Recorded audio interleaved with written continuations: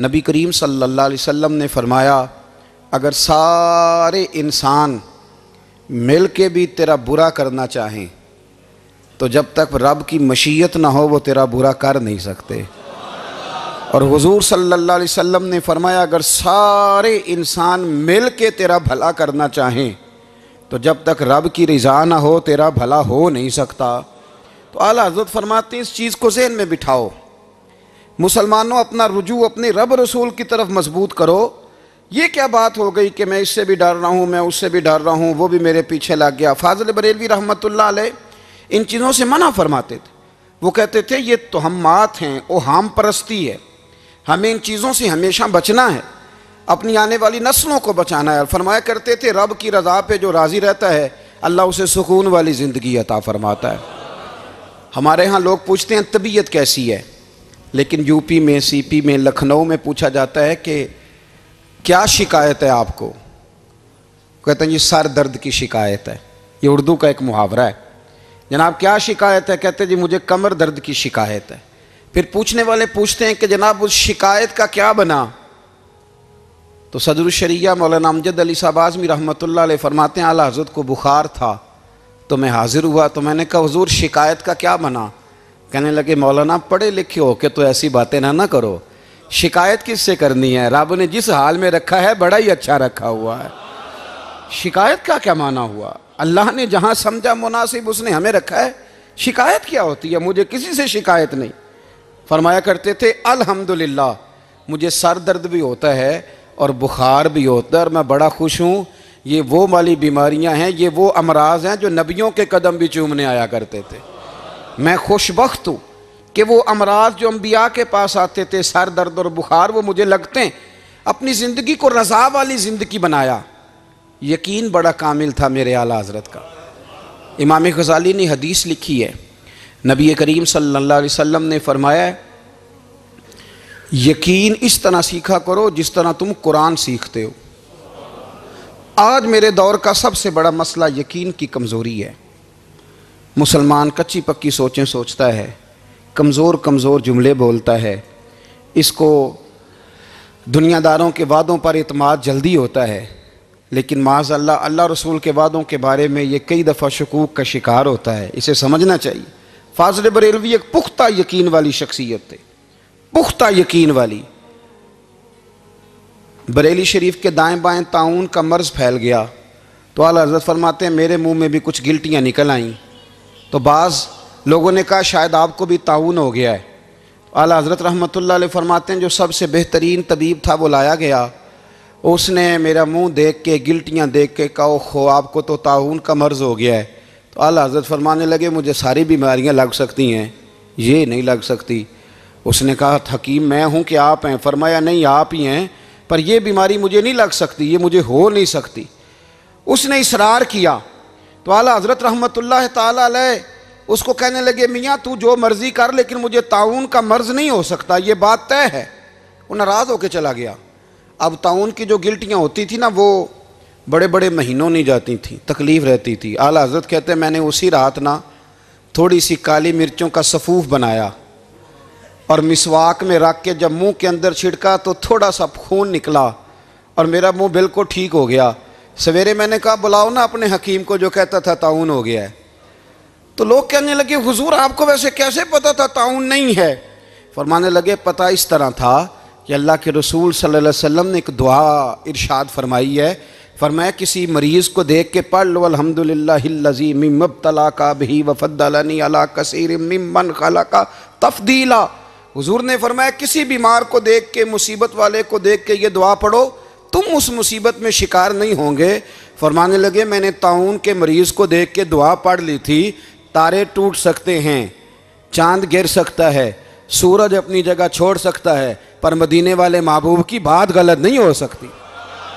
ये मेरा यकीन कामिल है, साढ़े नबी दी जुबान साढ़े वास्ते कुरान, ये बात गलत हो सकती? मजबूत यकीन फाज़िल बरेलवी का, मजबूत नजरियात। आला हज़रत रहमतुल्लाह ताला अलैह से किसी ने कहा आप किस तरह के मोमिन हैं, किस तरह के मोमिन हैं? तो आला हज़रत फरमाने लगे मेरा दिल चीरो, उसको खोलो, एक तरफ ला इलाहा इल्लल्लाह लिखा होगा, दूसरी जानब मुहम्मदुर रसूलुल्लाह लिखा होगा। खोल के देख लो। एक तो यकीन की। फिर दूसरी बात,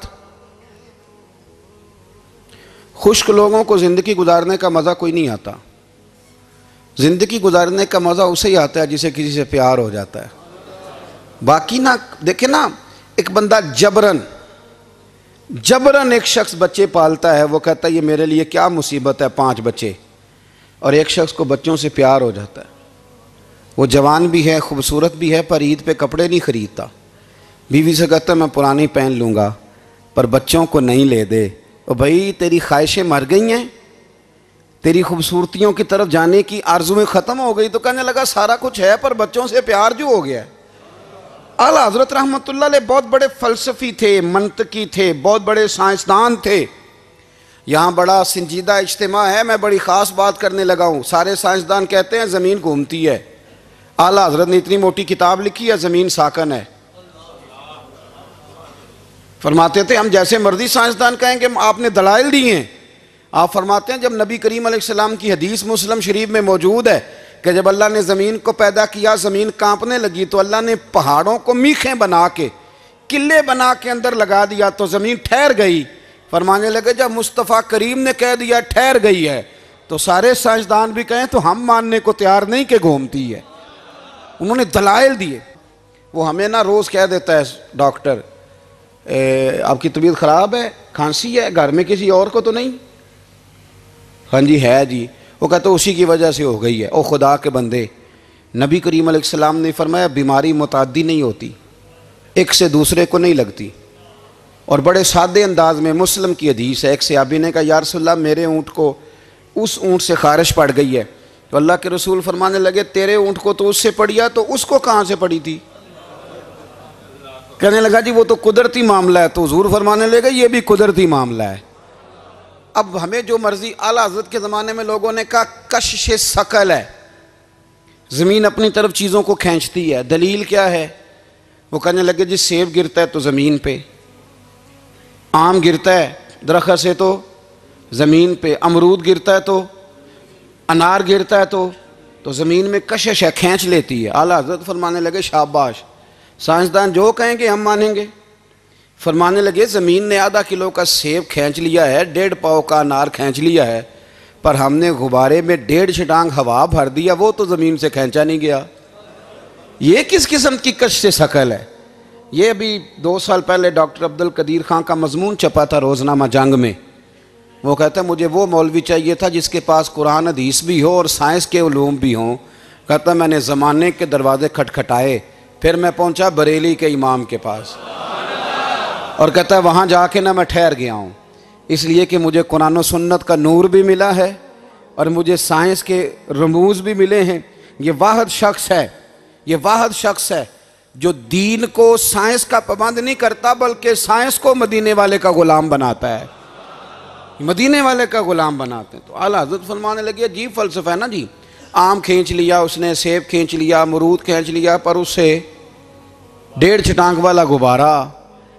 तो लोगों ने कहा हुजूर फिर मसला क्या है? आप फरमाने लगे मसला ये है कि हर चीज़ अपनी असल की तरफ लौट जाती है। हर चीज़ अपनी, सेब अमरूद अनार ज़मीन से पैदा होते हैं तो ज़मीन पे गिरते हैं। हवा की असल ऊपर है, इसलिए जब गुब्बारे में हवा भरेंगे तो हवा उसको ऊपर ले जाएगी। हाँ जब उससे हवा निकल जाएगी तो फिर गुब्बारा जो जिसकी असल होती है उधर लौट जाता है। इंसान मिट्टी से बना है तो जाता कहाँ है? मिट्टी न ते मिट्टी रहना ही एवं कादी बल्ले बल्ले, अज मिट्टी दे उत्ते बंदिया ते कल मिट्टी दे थल्ले। तो आला हज़रत रहमतुल्लाह ताला अलैह ने ना अपने सारे उलूम को नबी पाक का ग़ुलाम बना दिया। आप फरमाया करते थे आज ले उनकी पनाह, आज मदद मांग उनसे, कल न मानेंगे क़यामत में अगर मान गया।